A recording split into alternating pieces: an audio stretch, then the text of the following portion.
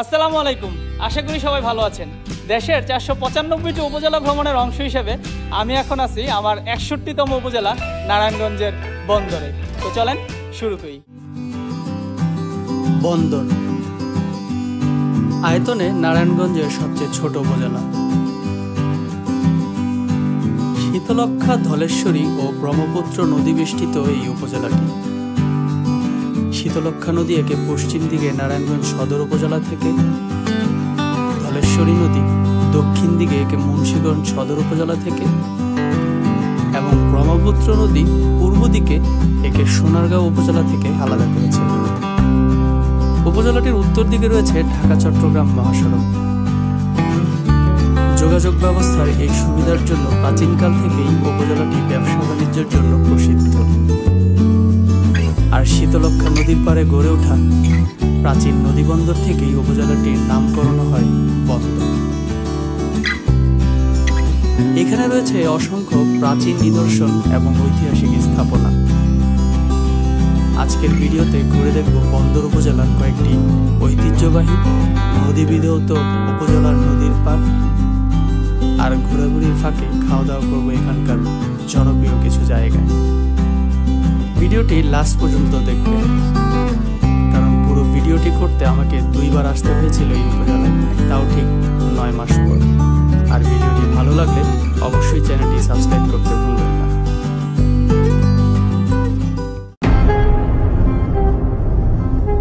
আমি এখন আছি বন্দর উপজেলার নবীগঞ্জ ফেরিঘাটের সামনে। আগে সড়ক ব্যবস্থা না থাকায় একমাত্র নদীপথই ছিল ব্যবসা বাণিজ্য এবং যোগাযোগের একমাত্র মাধ্যম। ইংরেজ শাসনামল থেকেই এই নারায়ণগঞ্জের এই এলাকাটি ছিল একটি বিখ্যাত নদীবন্দর। শীতলক্ষ্যা নদীর তীরে অবস্থিত এই নদীবন্দরের উল্টা পাশেই হচ্ছে নারায়ণগঞ্জ সদর উপজেলা, আর এইবারই হচ্ছে বন্দর উপজেলা। তাই এই নদীবন্দর থেকেই এই উপজেলার নামকরণ করা হয় বন্দর উপজেলা। আমি এখন আছি এই বন্দর উপজেলার সবচেয়ে ঐতিহাসিক একটি জায়গা কদম রসুল দরগার সামনে। আমাদের মহানবী হযরত মুহাম্মদ সাল্লাল্লাহু আলাইহি সাল্লামের কদম বা পায়ের ছাপ সম্বলিত একটি পাথর এই দরগায় রয়েছে বলে এর নাম হচ্ছে কদম রসুল দরগা। মহানবী হযরত মুহাম্মদ সাল্লাল্লাহু আলাইহি সাল্লাম যখন মেরাজে গিয়েছিলেন তখন বোরাকে ওঠার সময় বিভিন্ন পাথরে তার পায়ের ছাপ পড়ে। সেই পাথরগুলোর অন্যতম একটি কিন্তু জেরুজালেমে। ধারণা করা হয় যে বাংলাদেশেও এরকম 2টি পাথর আছে, যার একটি হচ্ছে চট্টগ্রামে, আরেকটি হচ্ছে এই বন্দর উপজেলার কদম রসুল দরগায়। তবে এটি আসলেই নবীজির পায়ের ছাপ কিনা সেই বিষয়ে কোনো স্পষ্ট তথ্য নেই। প্রায় 500 বছর আগে গোলাম নবী নামে ঢাকার একজন জমিদার 1 গম্বুজ বিশিষ্ট এই দরগাটি নির্মাণ করে সেই পবিত্র পাথরটি এখানে স্থাপন করেন। পরবর্তীতে তার ছেলে গোলাম মোহাম্মদ দরগার প্রধান ফটকটি নির্মাণ করেছিলেন। আমার পিছনের এটি হচ্ছে মূল দরগাটি, যেটি প্রায় 500 বছরের পুরাতন, তবে বিভিন্ন সময় হচ্ছে এটি সংস্কার করা হয়েছিল। এবং আমার পিছনের এই পাথরটি হচ্ছে হযরত মুহাম্মদ সাল্লাল্লাহু আলাইহি ওয়াসাল্লামের কদম মোবারকের সেই পাথরটি।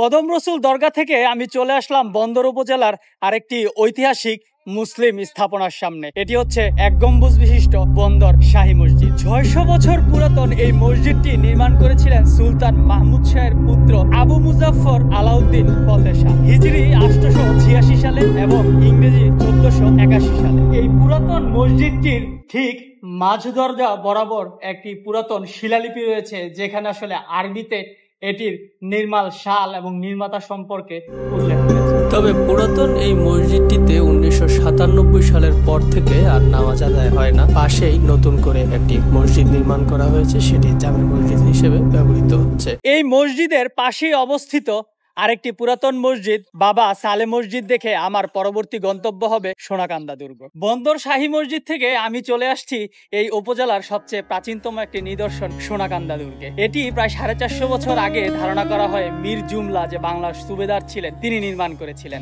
ঢাকা শহরকে তখন নদীপথে আগত মগ এবং পর্তুগিজ জলদস্যুদের আক্রমণের হাত থেকে রক্ষা করার জন্য যে 3টি দুর্গ নির্মাণ হয়েছিল, সোনাকান্দা দুর্গ হচ্ছে এর মধ্যে একটি। সোনাকান্দা দুর্গের একমাত্র প্রবেশ পথটি হচ্ছে উত্তরমুখী। গেটটি দিয়ে প্রবেশ করলেই বিশাল একটি প্রাচীর, যেটি হচ্ছে এই দুর্গের আত্মরক্ষামূলক প্রাচীর। বিক্রমপুরের জমিদার কেদার রায়ের মেয়ে ছিলেন স্বর্ণময়ী। তিনি একবার শীতলক্ষা নদীতে গোসল করতে যেয়ে জলদস্যুদের দ্বারা অপহৃত হন। তখন বাংলার 12 ভূঁইয়াদের যে নেতা ছিলেন ঈশা খাঁ, তিনি সেই স্বর্ণময়ীকে উদ্ধার করে নিয়ে আসেন এই সোনাকান্দা দুর্গে। তারপর ঈশা খাঁ স্বর্ণময়ীর বাবাকে বলেন তার মেয়েকে নিয়ে যেতে, কিন্তু জমিদার কেদার রায় মুসলমানের ঘরে রাত কাটানোর জন্য স্বর্ণময়ীকে ফেরত নেননি।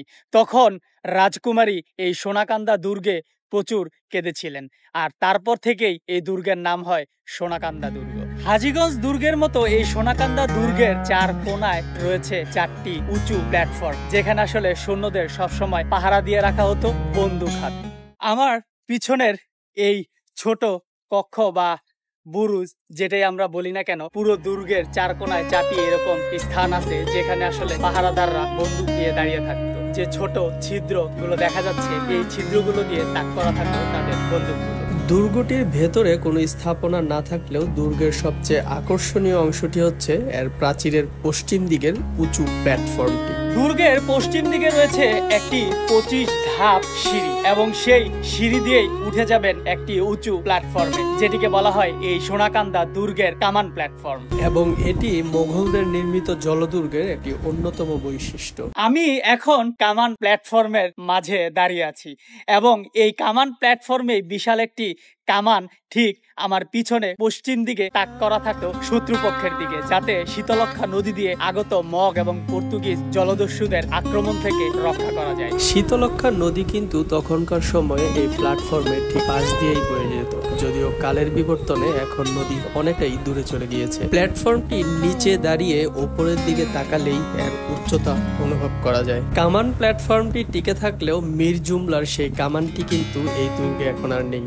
আর পিছনের ঠিক এইখানেই ছিল একটি বিশাল ফটক, যেটি এই দুর্গের প্রধান ফটক ছিল, তবে সেটি চুরি হয়ে গেছে, যদিও প্রত্নতত্ত্ব অধিদপ্তর থেকে এখন একটি লোহার গেট লাগানো হয়েছে। এতক্ষণ যে স্থাপনাগুলো দেখলাম এর সবগুলোই ছিল শীতলক্ষা নদীর কাছাকাছি, কারণ আমি এই বন্দর উপজেলায় এসেছিলাম নারায়ণগঞ্জ সদর উপজেলা থেকে এই শীতলক্ষা নদী পার হয়ে। তবে এখন আমি চলে যাব বন্দর উপজেলার দিকে, আর যেতে হবে বন্দর মদনপুর হাইওয়ে ধরে। তবে এই হাইওয়ের পাশেই থামবো একটি জায়গায়। এটি বন্দরের টি হোসেনের বাড়ি, যেটি নির্মিত হয়েছিল 1919 সালে, আর বাড়িটির নির্মাতা তৎকালীন সমাজসেবক ও রাজনীতিবিদ দাওলাত হোসেন। তিনি ছিলেন হাজী দাগু ভূঁইয়ার দ্বিতীয় পুত্র। এই বাড়িটিতে ঢুকার পর মেইন যে ভবন বা প্রাসাদ, তার উপরে লেখা রয়েছে আরবিতে লা ইলাহা ইল্লাল্লাহু মুহাম্মাদুর রাসূলুল্লাহ। দাওলাত হোসেন রাজনীতি ও সামাজিক উন্নয়নে অবদান রাখায় ব্রিটিশ সরকার তাকে অনারারি ম্যাজিস্ট্রেসি ক্ষমতা প্রদান করেছিল। তবে এখানে আসার পর দেখলাম অনেকে এই বাড়িটা ঘুরতে চলে আসছেন, আর তাদের কাছ থেকে জানা গেল যে স্থানীয়ভাবে এই বাড়িটির নাম নাকি টি হোসেন হাউস। গুগল ম্যাপও আমাকে তাই বলছে। বাড়িটিতে ঢোকার পরেই রয়েছে একটি সুন্দর বাগান, সুপারি গাছ লাগানো, পাশেই রয়েছে একটি পুকুর, আর ডান দিকেই হচ্ছে মূল ভবনটি, তার পাশেই রয়েছে একটি কাচারি ঘরের মতো। টি হাউস থেকে বের হয়ে চলে আসলাম শীতলক্ষার পারে উপজেলার দক্ষিণ প্রান্তে চুনাভুরা গ্রামে। এখানে এখন মাগরিবের নামাজ পড়ব একটি পুরাতন মসজিদে, আর শেষ করব বন্দর উপজেলার ঘোরাঘুরি। শতবর্ষী পুরাতন এই মসজিদটি শীতলক্ষা নদীর একদম পাড়ে অবস্থিত। ভরা বর্ষায় নদী থেকে নৌকা দিয়ে সরাসরি নামা যায় মসজিদের ঘাটে। আর আমার পিছনেই হচ্ছে চুনাভুরার সেই ঐতিহাসিক 100 বছরের পুরাতন একটি মসজিদ। মসজিদটির প্রতিষ্ঠাতা হাজী আলী মুন্সি পুরান ঢাকার তারা মসজিদের আদলে এই মসজিদটি নির্মাণ করেছিলেন বলেই হয়তো দূর থেকে দেখলে মসজিদটিকে তারা মসজিদের মতোই মনে হয়। মসজিদটি 4 গম্বুজ বিশিষ্ট হলেও দূর থেকে শুধুমাত্র এর বড় গম্বুজটি দেখা যায়। মসজিদের সবচেয়ে আকর্ষণীয় স্থাপনাটি হচ্ছে এর দক্ষিণ দিকের নদীর পাড়ের মিনারটি। মিনারের গায়ের খোদাই করা শিলালিপি থেকে জানা যায় এটি নির্মিত হয়েছিল মসজিদ নির্মাণের 10 বছর পরে, বাংলা 1342 সালে। মসজিদের গায়ের একটি শিলালিপি থেকে জানা যায় মসজিদটি নির্মিত হয় বাংলা 1332 সালে। মূল মসজিদটির প্রধান প্রার্থনা কক্ষটির বাইরে ছিল আরেকটি বারান্দার মতো অংশ, যেখানে ছিল 3টি কারুকার্যময় প্রবেশপথ, যা দিয়ে প্রবেশ করা যেত মূল মসজিদের প্রার্থনা কক্ষে। আর এই অংশটির ওপরেই ছিল মসজিদের 4টি গম্বুজের ছোট 3টি গম্বুজ। এটি হচ্ছে মসজিদটির বারান্দার অংশটি এবং আমার পিছনেই হচ্ছে মসজিদের দক্ষিণ দিকের একটি জানালা, যার পাশেই রয়েছে শীতলক্ষা নদী। তবে এই জানালাটি এখন দরজা হিসেবে ব্যবহৃত হচ্ছে। মসজিদের প্রধান এবং সবচেয়ে বড় গম্বুজটি এর মূল প্রার্থনা কক্ষের উপর অবস্থিত। এটি হচ্ছে মসজিদের মূল প্রার্থনা কক্ষটি এবং এখানেও দক্ষিণ দিকে রয়েছে দুটি জানালা। স্থান সংকুলন না হওয়ায় মসজিদের বারান্দার পূর্ব দিকের অংশে বর্ধিত করা হয়।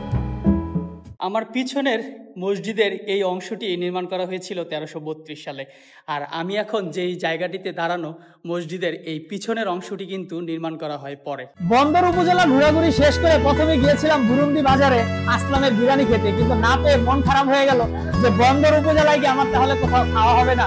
কিন্তু আসলে এলাকার মানুষজনের সাথে কথা বলে জানতে পারলাম যে এই রেলগেটে ডালি বিরিয়ানি হাউসটা নাকি খুবই বিখ্যাত। মানুষজন ভাড়া দিয়ে নাকি অনেক দূর থেকে আসে ওনার বিরিয়ানি খেতে। তাই আজকে আমিও চলে আসলাম এই বিরিয়ানি হাউসে বিরিয়ানি টেস্ট করতে। এখানে নাকি প্রতিদিন এরকম 6 থেকে 7 পাতিল বিরিয়ানি বিক্রি হয় আর রান্না করা হয় দোকানের ভেতরে। সো এখানে খেতে আসলে মোটামুটি একটা লাইভ কিচেন পেয়ে যাবে, যেখানে দোকানের মালিক রাজু সাহেব নিজেই এই রান্না বান্না করে থাকেন। তবে খাবারের চেয়ে যাদের এসি রুম বেশি দরকার তাদের জন্য আসলে সমবেদনা ছাড়া আর কিছুই নেই। তবে একটা জায়গায় বোধহয় আমি বারবার ভুল করতেছি যে আমি প্রতিবার বিরিয়ানি বলতেছি, এটা আসলে তেহারি। এখানে আসলে কিন্তু আপনি এরকম গরম গরম তেহারি খেতে পারবেন। তেহারি ছাড়া কিন্তু এখানে অন্য কোনো কিছু পাওয়া যায় না, শুধুমাত্র তেহারি বিক্রি হয়। বিরিয়ানি এখানে বিক্রি হয় 2 প্যাকেটে, এক হচ্ছে ফুল আর এক হচ্ছে হাফ। এটা হচ্ছে হাফ প্লেট যার প্রাইস হচ্ছে 100 টাকা, আর এটা হচ্ছে ফুল প্লেট যার প্রাইস হচ্ছে 180 টাকা। আচ্ছা আচ্ছা, উনি হচ্ছে এখানকার স্থানীয়। এটা কি মানে ভালো, খুবই ভালো? ভালো দেখি 60 টাকা রিক্সা ভাড়া দেখে আসলাম খেতে। মানে 60 টাকা রিক্সা ভাড়া দিয়ে আসছে, 120 টাকা 120 টাকা রিক্সা ভাড়া দিয়ে বিরিয়ানি খাইতে আসছে। যাক, এই জন্য আমি আসলে আসার সময় বুরুন্ডি থেকে যখন আসতেছিলাম তখন আসলে মানে শুনতেছিলাম সবার কাছে যে এই ডালি বিরিয়ানি হাউসটা নাকি খুব নাম করা। তো ঠিক আছে, এখন একটু খেয়ে দেখি আর কি। 10টা প্লাস মানে 10 থেকে 12টা মাংস ফুলের মধ্যে, হাফে 6 থেকে 7টা। বিরিয়ানিতে মাংস ভালোই দেখতেছি, আমি ফুল প্লেট নিলাম। বিরিয়ানির বেস্ট পার্ট হচ্ছে এটাতে তেল একেবারেই নাই। আমার হাতে দেখেন বিরিয়ানি খাচ্ছি কিন্তু কোনো তেলই নেই। পুরান ঢাকার বিরিয়ানিতে যেরকম তেল তেল ভাব থাকে, এখানে আসলে কোনো তৈলাক্ত আমি কোনো ভাব দেখতেছি না, একদম ঝরঝরা। আমি নর্মালি ঢাকার বাইরে যখন ঘুরতে বের হই তখন বিরিয়ানিটা অ্যাভয়েড করি, কারণ কোথাও তেমন ভালো বিরিয়ানি পাওয়া যায় না। একবার চট্টগ্রামের সীতাকুণ্ডে একটা সেই লেভেলের বিরিয়ানি খেয়েছিলাম, আর আজকে বিরিয়ানিটা মনে হচ্ছে যে চস। আমার বিরিয়ানি খাওয়া শেষ হতে হতেই এই যে আমার পিছনের পাতিলে হচ্ছে আরেক ডেক বিরিয়ানি কিন্তু রেডি হচ্ছে, আবার পিছনে এখানে কিন্তু মাংস রেডি করা হচ্ছে, এরপর আবার বিরিয়ানি প্রস্তুত করা হবে। মানে দুইটার কার্যক্রম অলরেডি চলতেছে, আর পিছনে একটা কিন্তু এখান থেকে কিন্তু আমি বিরিয়ানিটা খাইলাম, ওটাও মোটামুটি এখন শেষের পর্যায়ে। এখানে নলি ফ্রি, যে আচ্ছা, সর্বপ্রথম যে বলবে যে আমার নলি খাওয়ান তাকে ফ্রি খাওয়াবো। হ্যাঁ হ্যাঁ, একদম ফ্রি, এত বড় নল্লি। আমি মনে হয় আজকেও মিস করে ফেললাম, 1 ঘন্টা আগে চলে আসছি, আর কিছুক্ষণ পরে আসলে হয়তো বা ওইটা আমি পাইলেও পাইতে পারতাম। ঢালি বিরিয়ানি হাউসই হওয়ার কথা ছিল আমার বন্দর উপজেলার সর্বশেষ ভিডিও বা লাস্ট জায়গা, কিন্তু আমি ঠিক 9 মাস পরে আবারও আসলাম এই বন্দর উপজেলায় ঘুরতে। আসলে যখন ফার্স্টে বন্দর উপজেলায় আসছিলাম তখন আসলে চিন্তা করি নাই যে দ্বিতীয়বার আবার আসবো, হয়তো ভাবছিলাম যে যদি আসি ভিডিওর জন্য আসবো না, কিন্তু 9 মাস পরে হচ্ছে আবার বন্দর উপজেলায় আসলাম, কারণ পাশেই সোনারগাঁও উপজেলা আছে, ওইখানে আরেকটা কাজ ছিল। তো ওই সোনারগাঁও উপজেলার ভিডিওতেও দেখতে পাবেন যে 9 মাস পরে এরকম ভিডিও করছি। তো এখন আছি হচ্ছে লাঙ্গলবন্দ বাজারে, আর এইটা হচ্ছে ব্রহ্মপুত্র নদীর পারে হিন্দু ধর্মের যারা আছেন তাদের একটা তীর্থস্থান বাংলাদেশে।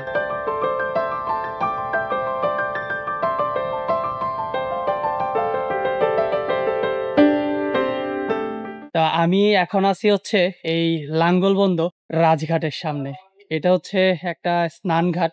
মূলত আমরা ইন্ডিয়াতে যেরকম দেখি যে গঙ্গা স্নান শুনে থাকি, যে ওনারা পুণ্য বা পাপ মোচনের জন্য হচ্ছে গঙ্গা স্নান করে, এটা হচ্ছে এরকম একটা জায়গা আর কি। গঙ্গা স্নানের মতো এখানে হচ্ছে ব্রহ্মপুত্র নদীতে স্নান করা হয়, ধারণা করা হয় যে এতে তাদের সব পাপ মুছে যাবে আর কি। চৈত্র মাসের শুক্লপক্ষের অষ্টমীর তিথিতে এই পুণ্য স্নান অনুষ্ঠিত হয়। মনে করা হয় এই সময় জগতের সকল পবিত্র স্থানের পুণ্য ব্রহ্মপুত্র নদে এসে মিলিত হয়। কিংবদন্তি অনুসারে লাঙ্গলবন্দের এই জায়গায় স্নান করে পরশুরাম মুনি পাপমুক্ত হয়েছিলেন, আর সেই স্মরণেই বহু বছর ধরে এখানে এই অষ্টমী পুণ্য স্নান হয়ে আসছে। 1901 সালের 27শে মার্চ এই ঘাটে স্বামী বিবেকানন্দ পুণ্যস্নান করেছিলেন। অসংখ্য পুণ্যার্থী পুণ্যস্নানের জন্য এখানে আসেন। ভক্তবৃন্দ যাতে নির্বিঘ্নে পুণ্যস্নান করতে পারে সেই জন্য এখানে অনেক ঘাট নির্মাণ করা হয়েছে, তার মধ্যে এই রাজঘাট একটি। ঘাটগুলোর পাশে এখানে অনেক মন্দির ও আশ্রমও গড়ে উঠেছে। তো এখানে দেখার আসলে তেমন কিছু নাই। এটা যখন এখানে পূজার বা স্নানের যখন সময় হয় অষ্টমী তিথিতে, তখন হচ্ছে এখানে প্রচুর মানুষ হয়। তো এখন যেহেতু ওই টাইম না, এই জন্য হচ্ছে পুরোটা ফাঁকা। তো এখানে আসছি হচ্ছে জাস্ট একটু দেখার জন্য। এখন যাব হচ্ছে মেইনলি বন্দর উপজেলা। 9 মাস পরে আবারও আসলাম, কারণ ডালি বিরিয়ানি হাউসে বিরিয়ানি খাইছিলাম, কারণ আসলাম বিরিয়ানিতে বিরিয়ানি পাইনি। সো এখন হচ্ছে অলরেডি 3টা বেজে গেছে, জানি না আসিও পাবো কিনা। তবে এখান থেকে এখন সরাসরি যাব হচ্ছে আসলামের বিরিয়ানির দোকানে বিরিয়ানি খেতে। তারপরে হচ্ছে বন্দরে আরো কিছু জায়গা আছে, ওগুলো ঘুরে দেখবো। এখান থেকে একটা অটোতে উঠে গেলাম। ব্রহ্মপুত্র নদীর পাড় দিয়ে অটোতে যাচ্ছি। আসলামের বিরিয়ানি হচ্ছে বন্দর উপজেলার বুরুন্দি বাজারে, তাই প্রথমে যেতে হবে নবীগঞ্জে। নবীগঞ্জ চৌরাস্তা থেকে আবার আরেকটা অটোতে যেতে হবে ফরাজিকান্দা। এদিকে রাস্তাঘাটের অবস্থা তেমন ভালো না। আর ফরাজিকান্দায় 3য় শীতলক্ষা সেতুর সামনে থেকে আরেকবার অটো চেঞ্জ করে বুরুন্দি বাজারে আসতে হয়। বাজারের ঠিক আগেই আসলামের বিরিয়ানির দোকান। আপনি ফরাজিকান্দা থেকে যে কাউকে জিজ্ঞেস করলেই এই বিরিয়ানির দোকানে নিয়ে আসবে। মোটামুটি খুব পপুলার এটা এলাকায়। সো চলে আসলাম বিরিয়ানির দোকানে। আগেরবার যখন আসছিলাম 9 মাস আগে, তখন দোকান ছিল ছোট, রাস্তার উপরে। আপনি তো আসলাম জি আলহামদুলিল্লাহ। আসসালামু আলাইকুম। তবে এই বিরিয়ানির দোকান কয় বছর হলো? এটা ভাই 24 বছর। 24 বছর। আপনি সব রান্না বান্না সব আপনার নিজের? জি। আচ্ছা, কখন আসলে পাওয়া যায়? আমি এর আগে 2বার এসে পাইনি। আপনি আমাদের খাবার দেওয়া চালু হয় 11:30 থেকে 12টা থেকে চালু খাবার। 11টা থেকে 12টা। জি। আগে কটা পর্যন্ত? দুপুর 4টা আবার 3:30, 4টা পর আইলে ফোন দিবে। আচ্ছা, 4টার পর আসলে ফোন দিয়ে আসতে হবে। এই জন্য আমি আসছিলাম 5টার পরে, এই জন্য আইসা পাইনি। আজকে তো আছে নাকি? জি। কি কি আপনার আইটেম কি কি আছে? আইটেম শুধু বিরিয়ানি। বিরিয়ানি না? বিরিয়ানি বলতে কি চেহারি নাকি? জি, কেউ তো আর বলে বিরিয়ানি বলে একই। সো ফাইনালি হচ্ছে আমি আসলাম বিরিয়ানিতে এসে আজকে পাইলাম। আজকেও হয়তো আরেকটু হলে পাইতাম না, আরেকটু লেট হলে হয়তো শেষ হয়ে যেত। এইটা বিখ্যাত হচ্ছে গিয়ে আপনার নর্মালি তেহারি বা বিরিয়ানিতে হচ্ছে পোলাওয়ের চাল যেটা, ওইটা থাকে হচ্ছে বেশি, মাংসের পরিমাণটা থাকে কম। কিন্তু এইটাতে হচ্ছে গিয়ে মাংসের পরিমাণ বেশি, চালের পরিমাণ কম, এই জন্য এটা বিখ্যাত। সো ফার্স্ট লুকে দেখেই হচ্ছে মনে হচ্ছে যে হ্যাঁ, মাংসের পরিমাণ এনাফ। আমি নিলাম প্রথমে হাফ প্লেট, এটার প্রাইস 200 টাকা। কথা না বাড়িয়ে এখন খাওয়া শুরু করা যায়। মাংসের পরিমাণ যে প্রাইস হিসেবে আমার মনে হচ্ছে যে এই প্রাইসে ঢাকাতে কোথাও আমি এত পরিমাণ মাংস দিতে দেখিনি নর্মালি কোনো তেহারিতে। আর টেস্টও অসাধারণ, এটা একদম হালকা তেল। এই বন্দর উপজেলায় আসেন আসলামের বিরিয়ানি খেতে, আমি মনে করবো যে এটা আপনার জন্য খারাপ হবে। এত টাকা ভাড়া দিয়ে আসবেন এই জায়গায় গরুর তেহারি খেতে, আমার মনে হয় আপনার কাছে মনে হবে যে হ্যাঁ, পয়সা উৎসব। মাংসগুলো খুবই নরম, ধরলেই খুলে যাচ্ছে। প্লেটে এত পরিমাণ মাংস যে ঠিক মতো নাড়াচড়াও করা যাচ্ছে না। এটা কিন্তু হাফ প্লেট, তাহলে ফুল প্লেটে মাংস কিন্তু আরো বেশি থাকবে। এটা হাফ, এটা 200 টাকা। আর ফুলটা কত? ফুলটা 300 টাকা। ফুলের হাফে মাংস কতটুকু থাকে? মাংস আমাকে আনলিমিটেড, মাংস কোনো ঘন হয় না। আচ্ছা আচ্ছা, এটা হচ্ছে ফুল। এটা ফুল। এখানে কিন্তু অন্যান্য জায়গার মতো সব মাংস দেখানোর জন্য প্লেটের উপরে দেওয়া হয় না। খাওয়ার সময় দেখবেন চালের ভেতরে হাত দিচ্ছেন আর মাংস বের হচ্ছে। আপনাদের কিরকম সেল হয় প্রতিদিন? আমাদের প্রতিদিন 6 থেকে 7 ডেক। 6 থেকে 7 ডেক। তাহলে মাংস কি পরিমাণ লাগতে পারে? মাংস প্রতি ডেগের ভিতরে 40 কেজি গোস্ত, 22 কেজি চাল। মানে 1 মণ প্রতি ডেগে। তার মানে হচ্ছে 6 থেকে 7 মণ মাংস লাগে। মানে প্রায় একটা গরুর সমান। একটা গরু লাগে। প্রতিদিন সকালবেলা আসলে দেখতে পাবেন গরু জবাই থাকে। আর আপনাদের ওই আগের যে দোকানটা ছিল ওইখানেই কি ওই রান্না বান্না হয় এখন নাকি? এখন রান্না বান্না ওই জায়গায় হইতাছে, কিছুদিন পরে ওই জায়গায় এই জায়গায় নিয়ে আসবে।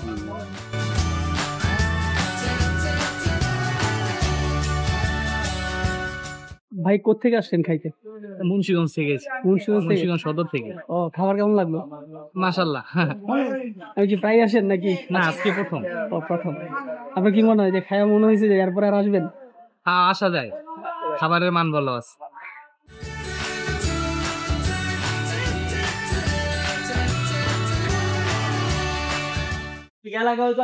সো আমি খেলাম হচ্ছে এখানে হাফ প্লেট 200 টাকায়, এবং যে পরিমাণ মাংস ছিল এই তেহারি বা বিরিয়ানি আমরা যেটাই বলি না কেন, আমার কাছে মনে হয়েছে যে এনাফ। ঢাকাতে আমি কোথাও 200 টাকায় হচ্ছে তেহারিতে এই পরিমাণ মাংস পাই না।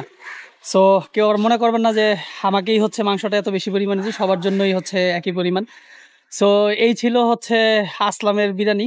তো এখন হচ্ছে খাওয়া দাওয়া শেষ করলাম, পেট মোটামুটি ভরে গেল। তো এখন এটা হচ্ছে বন্দর উপজেলার মোটামুটি একেবারে লাস্টের দিকে আর কি, পাশে হচ্ছে ব্রহ্মপুত্র নদীর যে ইয়াটা, আপনাদেরকে ভিডিওতে যে আমি একটা মসজিদ দেখাইছিলাম চুনাবুড়া, ওই চুনাবুড়া মসজিদ হচ্ছে এখান থেকে 10 টাকা অটো ভাড়া। তো এখন আমি যাব হচ্ছে এখান থেকে এই বন্দর উপজেলার নবীগঞ্জে, ওইখানে হচ্ছে নদীর পাড়ে কিছু সময় কাটাবো, তারপরে হচ্ছে আমার উপজেলার ভিডিও শেষ করে ঢাকার দিকে রওনা দিব। এখন যাব ডাকেশ্বরী মিল মসজিদ দেখতে। নবীগঞ্জ থেকে যেভাবে এসেছিলাম এখনো ঠিক সেভাবেই যাচ্ছি, তবে এবার অটো থেকে নামবো নবীগঞ্জ পার হয়ে তালতলা বাস স্ট্যান্ডে, আর যাওয়ার পথে রাস্তা থেকে এই কুতুববাগ দরবার শরীফটাও পড়ে। অটো থেকে নেমে 2-3 মিনিট হাঁটলেই মসজিদটা, যেটা এখানকার খুবই ঐতিহ্যবাহী একটি মসজিদ।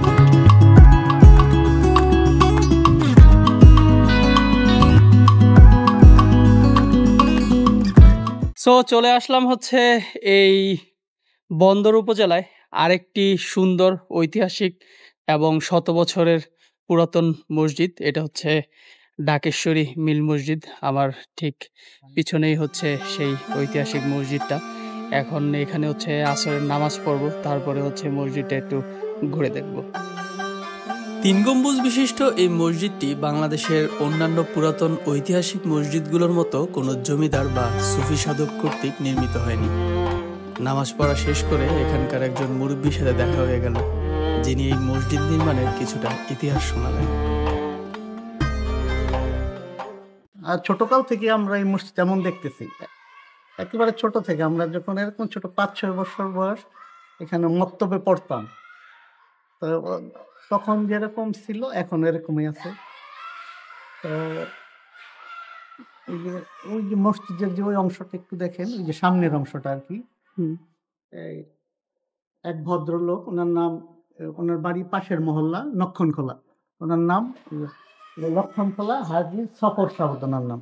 ওনার গ্রামের নাম এখানে লেখা আছে, ওনার নামও লেখা আছে, নক্ষণখোলার হাজী সফর সাউদ। প্রদত্ত জমিতে উনি প্রথম এই 6% জায়গা দেন, শুধু জমিটা দেন 6% দিয়ে ওই মসজিদের ওই মূল অংশটুকু করেন। পরে এরকম ওই শ্রমিক উনি জায়গা দিচ্ছেন, আর এই মিলে মুসলিম শ্রমিক, এখানে একটু দেখবেন লেখা আছে মুসলিম শ্রমিকদের অর্থে। মুসলমান শ্রমিক যারা, এটা আমরা শুনছি আর কি বড়দের কাছ থেকে, মুরব্বীদের কাছে, মুসলমান শ্রমিক যারা ছিলেন ওনারা এই যে ওনাদের বেতনের টাকা থেকে এই অল্প অল্প করে 1 পয়সা বা আরো কম, আধা পয়সা, ওই সময়ের 1 পয়সা আধা পয়সা অনেক, তো এরকম দিয়ে দিয়ে এরকম আরো জমি কিনছেন, এগুলি সব ক্রয়কৃত। উনি শুরু করছেন 6% দিয়ে, বাকি এগুলি এরকম ওই মুসলিম শ্রমিকদের অর্থে এরকম এই জমিগুলি কিনছেন, তারপরে মসজিদ করছেন। তো এরকম ওইদিকে আরো এরকম আরো জায়গা আছে, এই মসজিদের আরো অনেক জায়গা আছে, আরো জমি আছে। ওনারা এইটা চিন্তা করছেন যে ওনাদের সঞ্চয়কৃত অর্থ যেগুলি হইতো, তো ওনারা জায়গা কিনছেন মসজিদ যাতে পরবর্তীতে যাতে আরো বড় করা যায় এবং এটার ব্যয় যাতে এই জমির থেকে যে আয় আসে, মসজিদের যে ব্যয় যাতে কন্টিনিউ করা যায়, ইমাম মুয়াজ্জিনের বেতন এগুলি বা সার্বিক খরচ যাতে কন্টিনিউ করতে পারে, এই জন্য ওনারা ওই সময় এরকম চিন্তা করে এরকম অনেকেই এরকম ওই টাকা মুসলিমদের শ্রমিক ভাইয়েরা যে টাকা দিতেন ওগুলি দিয়ে অনেক এখন আছে, ওই জমিগুলি এখনো আছে। হ্যাঁ, এই হলো এই মসজিদের ইতিহাস আমি যতটুকু জানি। বাংলা 1345 সালে নির্মিত মসজিদটির বয়স প্রায় 90 বছরের কাছাকাছি। মসজিদের ভেতরের দেয়ালের কারুকাজ দেখলে মন জুড়িয়ে যায়। এত সুন্দর নিপুণ হাতের নির্মাণ শৈলী। তবে চুনাভুরা মসজিদের মতো এই মসজিদের মিনারটি আমার কাছে সবচেয়ে বেশি ভালো লেগেছে। মসজিদের দক্ষিণ দিকে ছিল মসজিদের প্রবেশের একটি গেট, তবে সময়ের সাথে সাথে এখন আর সেটা কোনো কাজে আসে না।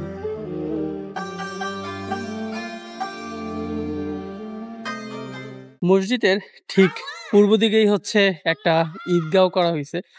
ঈদগাঁটাও খুব সুন্দর।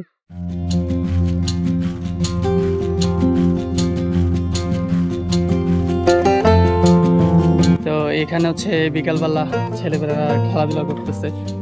তো এখন হচ্ছে মাগরিবের সময় হয়ে যাচ্ছে, আধা ঘন্টার মতো আছে, সূর্য অস্ত যাবে। মসজিদের পশ্চিম দিকেই ছিল হচ্ছে এই কটন মিলের যে মিল কারখানা শ্রমিকদের ওগুলো এখন আর নাই। আর এর পশ্চিম দিকেই হচ্ছে গিয়ে শীতলক্ষা নদীটা। সো এই ডাকেশ্বরী মিল মসজিদ থেকে এখন বের হয়ে যাচ্ছি। বের হয়ে হচ্ছে এই রাস্তাটা দিয়ে হাঁটলেই জাস্ট এই হচ্ছে পিছনে মসজিদ, আর ঠিক এই দিকে এই কোনায় হচ্ছে গিয়ে ডাকেশ্বরী মিলের একটা মন্দির আছে। এই মসজিদ যেরকম নির্মাণ করা হয়েছিল মুসলিম শ্রমিকদের অর্থে, তেমনি হিন্দু শ্রমিকদের অর্থে হচ্ছে এখানে একটা মন্দির নির্মাণ করা হয়েছিল সেই ডাকেশ্বরী কটন মিলসের শ্রমিক দ্বারা। তো এখন হচ্ছে মসজিদটা দেখা শেষ করে এখন হচ্ছে মন্দিরটা দেখবো। এরপরে যদি লাইট থাকে তাহলে হচ্ছে একটু নদীর পাড়ে যাব। আর এই এলাকাটা আসলে খুব সুন্দর। এখানে হচ্ছে রাস্তাঘাট সুন্দর, দুই পাশে হচ্ছে এরকম ছোট ছোট বাড়ি, দেখতে এবং হাঁটতে বেশ ভালোই লাগে। গাড়ি ঘোড়া তেমন একটা চলাচল করে না।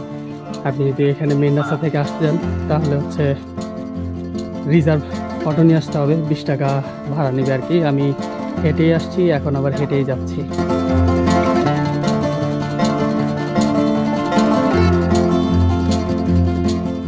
তো চলে আসলাম হচ্ছে সেই ডাকেশ্বরী মন্দিরের সামনে।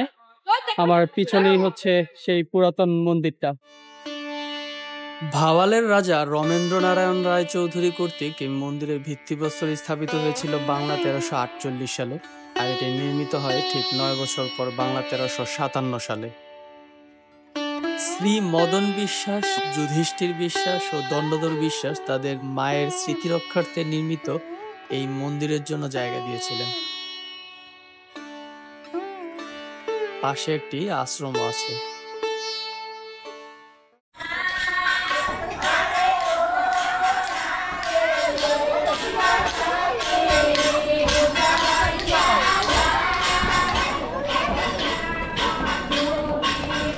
তো মাগরিবের আজান হচ্ছে পড়ে গেল। তো এখন এখান থেকে বের হয়ে যাচ্ছি। জানি না এখন নদীর ঘাটে যে লাইট পাবো কিনা, তারপর চেষ্টা করি একটু নদীর ঘাটে যাই। মন্দিরের সামনে থেকে এখানে হেঁটে আসতে 10 মিনিটের মতো লাগে, কিন্তু সময় না থাকায় 20 টাকা রিক্সা ভাড়া দিয়ে চলে আসলাম। সো ফাইনালি হচ্ছে চলে আসতে পারলাম। আমার পিছনেই হচ্ছে এই বন্দর উপজেলা এবং নারায়ণগঞ্জ সদর উপজেলার মাঝখান দিয়ে বয়ে চলা শীতলক্ষা নদী, যেটা হচ্ছে এই নারায়ণগঞ্জ এবং বন্দর উপজেলার যে সৃষ্টি, বা এটা যে ব্যবসা বাণিজ্যের যে মূল কেন্দ্র যেভাবে সৃষ্টি হয়েছিল, কারণ আগে সব যোগাযোগ ব্যবস্থায় ছিল নদীপথে, আর এই শীতলক্ষা নদীর যোগাযোগ ব্যবস্থার কারণেই কিন্তু এই পুরো অঞ্চলটা একটা ব্যবসায়িক হাবে পরিণত হয়েছিল। সো বিকেলবেলা বলে ভুল হবে, এখন হচ্ছে মাগরিবের আজান ভরে গেছে।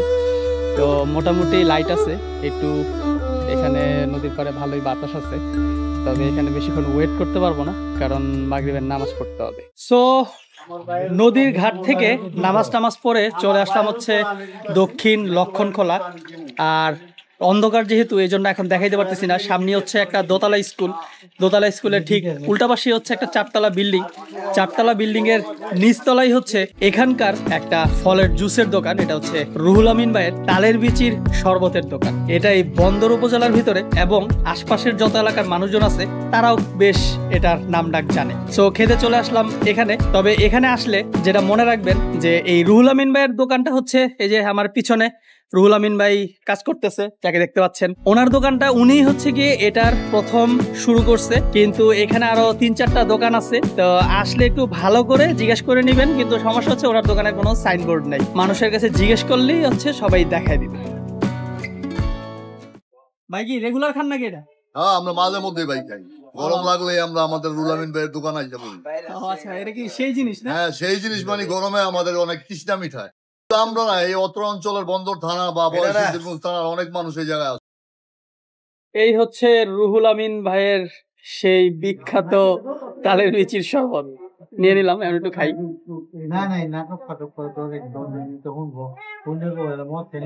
খাওয়ার পরে যদি ভালো লাগে সাপোর্ট করবেন, খারাপ লাগে ওইটাও বলবেন যে না চলবে না।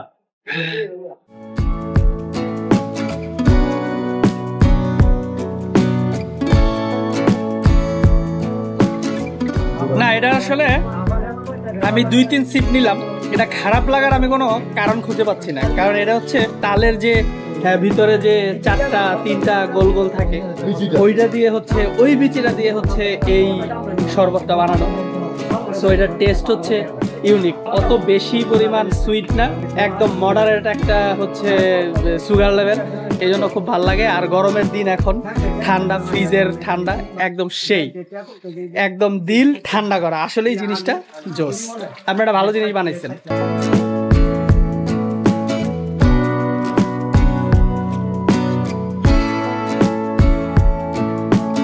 এখানে হচ্ছে 2 ধরনের শরবত পাওয়া যায়, একটা হচ্ছে শুধু তালের বিচি, আবার আরেকটা হচ্ছে এরকম ওই শরবতটার সাথেই দুধ মেশানো। তো আসলাম যেহেতু, আবার কবে না কবে আসি ঠিক নাই, তো দুইটাই একটু টেস্ট করে দেখি। ফার্স্টে নর্মালটা ট্রাই করলাম, এরপরে দুধেরটা, কারণ আমার কাছে মনে হচ্ছে যে দুধেরটা একটু বেশি ভালো হবে। সো দুধেরটা যদি আগে খেয়ে ফেলতাম তাহলে নর্মালটার টেস্ট বুঝতাম না। এই জন্য আপনারা যদি ট্রাই করেন, আমার মনে হয় আগে নর্মালটা ট্রাই করবেন, তারপরে দুধেরটা।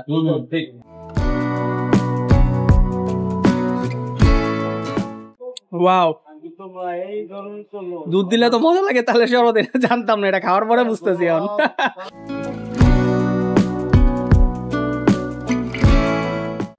ভাই সেই শুরু করলেন কবে আপনি? আমি শুরু করছি 10 বছর ধরে। 10 বছর? 10 বছর যাবো শুরু করছি, তাও আমি এক শাটার বন্ধ, এরপর আমি খুলতে পারি না। এটা নিজে দুষ্টামানি করে খাইতে গিয়ে হয়ে গেছে, আল্লাহ দিয়ে লাইছে বাসাস। আমি মানুষকে খাওয়াইছি, তখন অন্যান্য সকল বিক্রি করতাম, তখন এটা ভালো লাগাতে বাস এটার জগতে পড়ছি। আমার এই দোকান ছিল কনফেকশনারি স্টেশনারি দোকান, অনেক ভালো একটা দোকান ছিল। তখন আমার এইটার বাস ওই দোকান শেষ। 4টার আগে আমার কোন দোকান খোলা হবে না, 4টার পরে সবসময় রাত 10টা পর্যন্ত। 4টা থেকে রাতে 10টা? রাত্র 10টা পর্যন্ত। যেটা তালের শরবত ওইটা হচ্ছে গিয়ে আপনার 25 টাকা গ্লাস, যেটা দুধ দিয়ে তাল তৈরি করছি ওইটা 50 টাকা গ্লাস। তো এই রুহুল আমিন ভাইয়ের একটা অস্থির লেভেলের এই গরমের সময় তালের শরবত খাওয়ার মাধ্যমে হচ্ছে গিয়ে আমার দিলও ঠান্ডা হয়ে গেল এবং আমার বন্দর উপজেলার ঘোরাঘুরিও শেষ হয়ে গেল। সো যারা এখন আমার চ্যানেলটি সাবস্ক্রাইব করেন নাই, দয়া করে প্লিজ চ্যানেলটি সাবস্ক্রাইব করে দিবেন। সবাই ভালো থাকবেন, আসসালামু আলাইকুম।